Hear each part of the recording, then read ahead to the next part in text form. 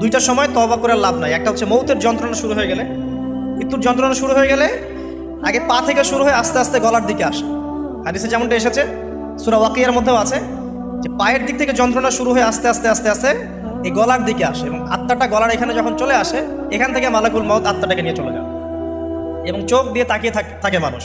রুহটা চলে গেলে মানুষ চোখ দিয়ে তাকিয়ে থাকে, দেখবেন এই কারণে মৃত ব্যক্তি তাকিয়ে থাকে, চোখ খোলা থাকে। এবং তখন আসমান থেকে সিঁড়ি নামিয়ে দেওয়া হয়, ওই সিঁড়িতে করে আত্মা চলে যাচ্ছে, ও তাকিয়ে দেখে যে আত্মা চলে যাচ্ছে। এবং মানুষ মারা যাওয়ার পরে চোখ জীবিত থাকে অনেকক্ষণ।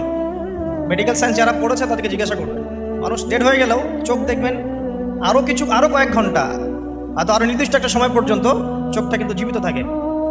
এই জন্যে চোখ বন্ধ করে দিতে হয়। যাই হোক, যেটা বলছিলাম যে মৌতের যন্ত্রণা শুরু হয়ে গেলে তওবা করে লাভ নাই, তওবার দরজা বন্ধ। আর পশ্চিম দিক থেকে সূর্য উঠে গেলে তওবা করে লাভ নাই, তওবার দরজা বন্ধ।